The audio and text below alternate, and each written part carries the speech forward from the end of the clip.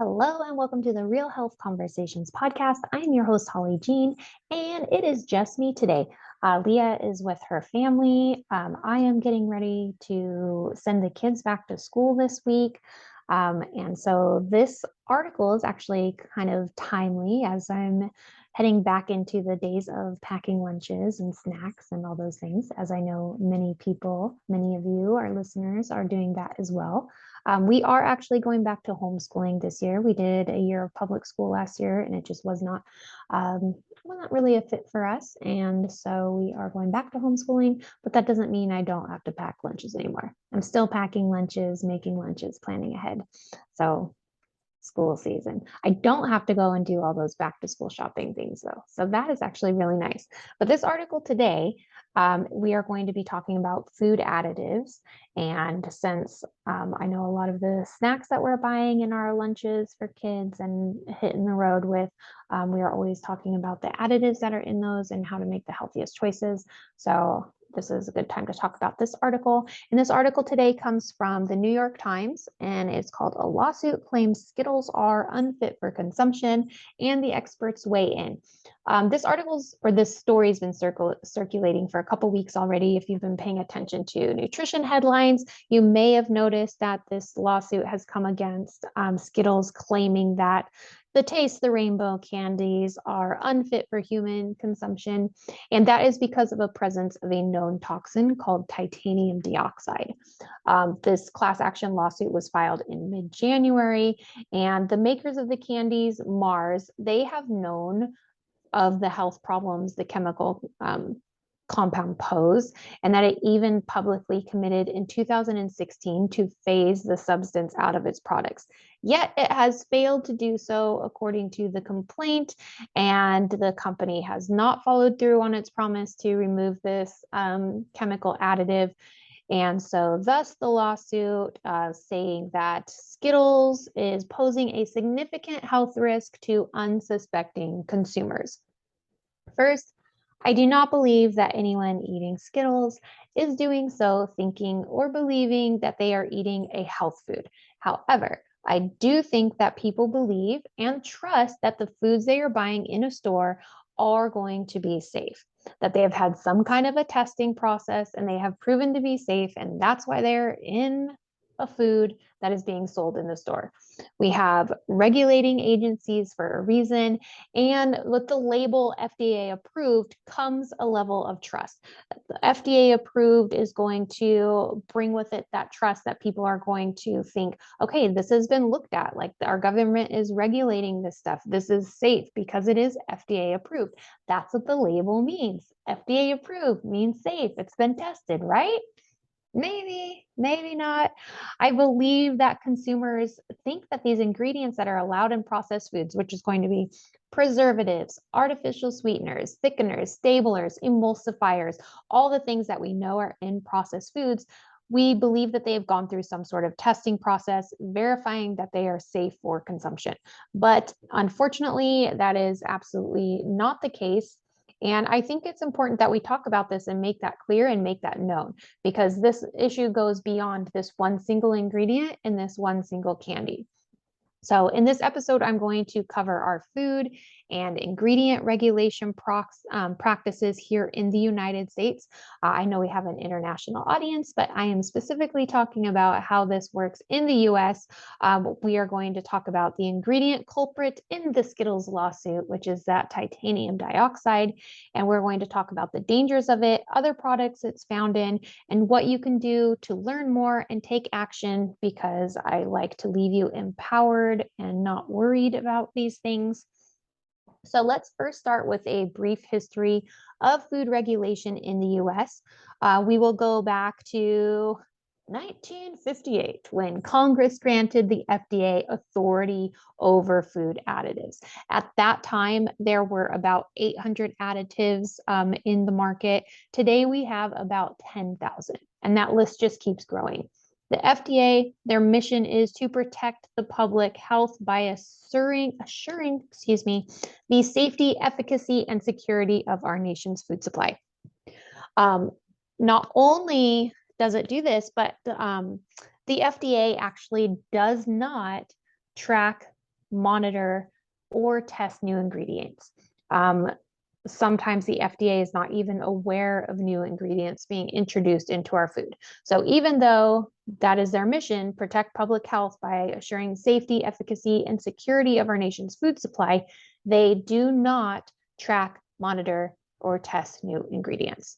Some additives are approved before they are used and sold, but with so many additives being introduced, testing them has just proven to be a paperwork nightmare. It is a burdensome process, and the FDA thought it would just be best to conserve governmental resources. And instead of them verifying safety, they'll just let the manufacturers decide whether or not an ingredient is safe. So you heard that right. The FDA does not look at anything. They have left responsibility to the manufacturer to decide if something they're going to use is safe or not. An ingredient manufacturer can deem its product as generally recognized as safe. In the industry, it's referred to as GRAS, G-R-A-S.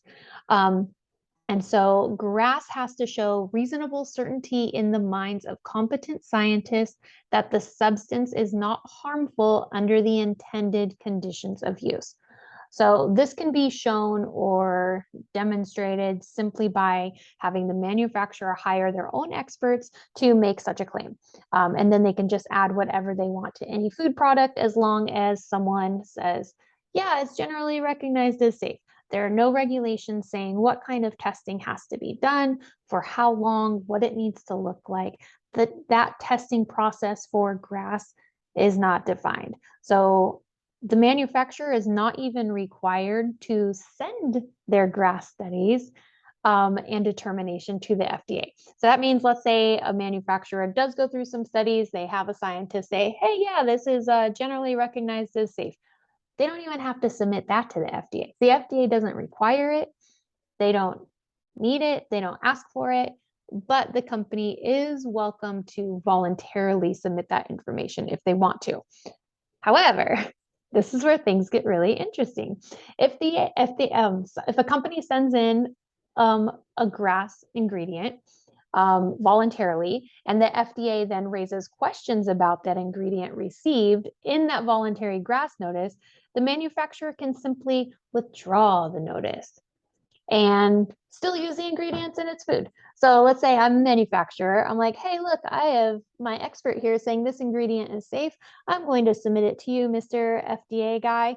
And the FDA guy says, I have questions about this. The manufacturer can then say, oh, we'll just take that back. And they don't have to prove anything else. They don't have to answer any additional questions. And it's like it never happened. So how safe are you feeling now about the added artificial ingredients being used in our foods? How much trust do you have in a for-profit manufacturing company to put people's health above their bottom line? I don't know. I don't really have very much. And then on top of that, companies can hire their own experts. So they can hire whoever they want. They can hire their own scientists. It doesn't have to be third party because there are no conflict of interest guidelines as well. So they get to decide what they use. They get to decide if it's safe or not under their own standards.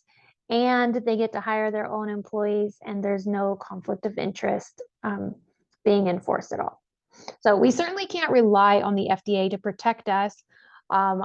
I don't think we should be putting any weight in a stamp of FDA approved, because if this one example alone proves that it actually means nothing when it comes to additives in food. We can't trust the FDA to protect us, and we can't trust big food to do the right thing when literally no one is watching them. They have a track record of only removing dangerous and unhealthy ingredients when forced to do so by the government. They have a track record of saying they're going to remove things and don't, hence in this case here with Mars. And this is also why in other countries, like the UK, European countries particularly, they can have the same exact products being sold in their markets, but with completely different ingredients. And that is because the regulations in other countries, not all of them, but in those countries, are more strict than ours. Like, it is the Wild West out here when it comes to ingredients and chemicals. Like if we were to take this conversation away from just the additives in our foods, if we were to talk about the chemicals in our environments, it's the same scenario. So let's go back to the Skittles issue and the titanium dioxide.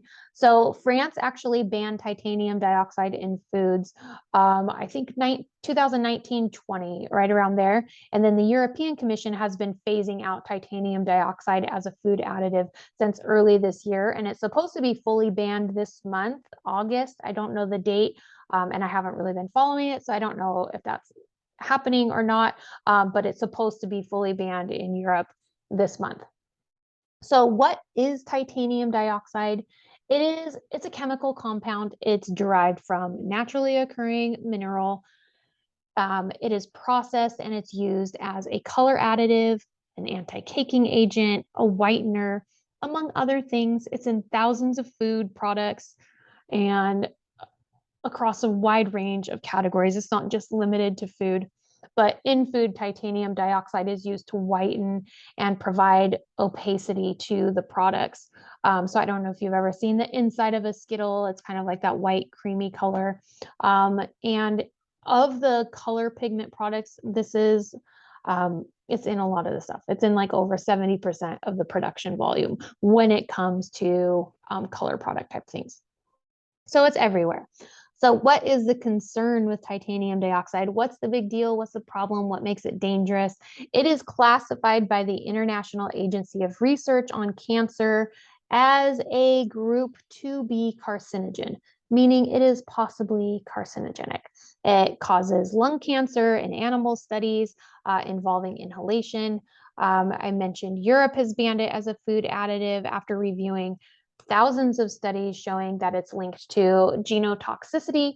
And genotoxicity refers to the ability of a chemical or a substance to damage our DNA.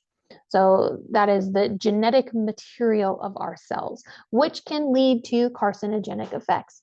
I'm going to say it probably leads to other things that aren't great either. And then titanium dioxide, when orally ingested, it accumulates in the body. So a little bit of titanium dioxide in a Skittle, like let's say, well, I don't eat Skittles very often. It's not that big a deal. But that's not the only thing it's in, right? It's not just in Skittles. It's not just in candy. Titanium dioxide is present in cosmetics. It's in paints. It's in medicines. It's also used in sunscreen to provide a UV filter. It can be found in dairy products to make them whiter and brighter. It could be found in frosting or cottage cheese to make them a prettier white color. The ingredient that makes the paint in your kitchen all shiny is the same ingredient that makes your Hostess cupcake shiny. So it's hard to determine the total amount of food products that have titanium dioxide because, like I said, the federal regulations don't require all products to list its use on the ingredient labels. The list of foods containing the substance just does not end with Skittles. There was a report in an article that talked about a data consultant at Label Insights in May of 2021. This report says that more than 11,000 products in the company's database of US food and beverage products listed titanium dioxide as an ingredient. So that means it's not just going to be in one thing, it's going to be in a lot of things. So having a little bit of Skittles or having a little bit of dairy, that's not the issue. The issue is that it's a cumulative effect. We don't know how much we're getting in the products we're consuming or how many of the products we're consuming contain this titanium dioxide. Non-chocolate candy is where it's most prevalently found. That's going to be found in 32% of these 11,000 products. Cupcakes, snacks, cake mixes, those are 14%. Cookies, 8%, and then followed by like coated pretzels, trail mix, baking decorations, gum, mints, ice cream. The list goes on and on and on. The FDA first approved the use of titanium dioxide in 1966. This was following its removal in 1960 because the FDA removed the approval for like other color additives from the agency's original generally recognized as safe list. However, in 1977, titanium dioxide joined the list of color additives because it is an additive. Those things are actually exempt from certification, which means titanium dioxide doesn't have to be listed on the packaging of the product it's used in because it's under this category as color additives, and those don't have to be disclosed. So, how can you tell if your product has titanium dioxide in it? How can you avoid the ingredient? Some food products that are going to include titanium dioxide on their nutrition label, but again, as I mentioned, it doesn't have to be disclosed, and so it can be hard to tell for those who don't list the ingredient. If you want to avoid titanium dioxide, try to avoid processed foods as best you can. Like this is going to be across the board. If you're trying to avoid chemicals that we now know are not regulated as additives in our food, it's probably best if you just do not eat foods that are manufactured. I know that is not always easy for everybody, but it is a good rule of thumb if you're trying to minimize your toxin exposure and you're trying to avoid these unregulated chemicals in your body. You can reduce processed foods in your diet, and by doing so, you're going to reduce the likelihood of not eating titanium dioxide, but all those other chemicals of concern that we talk about frequently on this show. There is a quote in this article that says titanium dioxide is really the poster child for many chemicals that were reviewed in some cases more than 50 years ago for safety by the FDA. And those haven't been reviewed since. So titanium dioxide is part of a bigger story about, really, this is a story of regulatory failure. So what you can do, you can get involved, guys. It's as easy as voting with your dollar. If we stop buying these products, the companies stop making a profit and they stop making it. If we start demanding a change, or we say we're not buying these products anymore because it contains these chemicals, they will change. We don't have to wait for the government to put in regulations and strong arm these companies into changing their manufacturing processes. The fastest way to make change is to impact their profits. And if we stop buying their products, their profits hit and they will make a change. We see this happen all the time with the demand for more organic foods. Like you can now buy organic junk food because the market is demanding organic. How about the market start demanding no chemicals, less chemicals, safer chemicals? The manufacturers will comply with the market demand. So it's really up to us. We vote with our dollar. We can sign petitions. We can really take a lot of action here in terms of activism for making change. So whether it's in our food products, our home products, personal care products, or just the environments around us, we as humans were not meant to be exposed to this many toxicants every day from so many places or at the doses we are exposed to. Every little thing says, oh, well, it's only in a tiny amount. Oh, it's just in a little amount. But that has a cumulative effect because we're getting constant exposure. We're getting bombarded from every angle. There are over 350,000 chemicals in use globally. Most of these things did not exist 100 years ago. So our bodies, yes, we have a liver, we have other organs and systems for detoxification, but the industrialization of our world has moved at light speed, and our bodies just can't keep up. They were not designed to keep up, and it's not a design problem. We were not designed wrong. It is not a flaw. It is a human problem. It is a greed problem. It is a corporation problem. It is a corruption problem, but it's not a human body problem. Anyways, I hear a lot of times that for anyone to suggest like chemicals, X and Y, sorry, I'm trying to think of an example here. Okay, for anyone to suggest that chemicals X and Y are safe at the doses we're getting, it means that we're just failing to look at the big picture here. We're failing to zoom out and take a look at the totality of what is happening. Individuals, we can make changes to minimize our exposures, but Ultimately, the responsibility is ours, but we also need to push back. We need to put the responsibility on the corporations. We need to push back and put the responsibility on the government and the countries to not put these chemicals for the sake of like progressing science or progressing how we manufacture food. Because these things are killing us. They are slowly killing us. It is short-sighted and it really just puts profits ahead of people. I mean, that's the bottom line here is we need to hold these agencies, these manufacturers, the governments, we need to hold them responsible for not doing their job. Really, right? And then we need to take personal responsibility and understand that they're not looking out for us. So we need to look out for ourselves as best we can.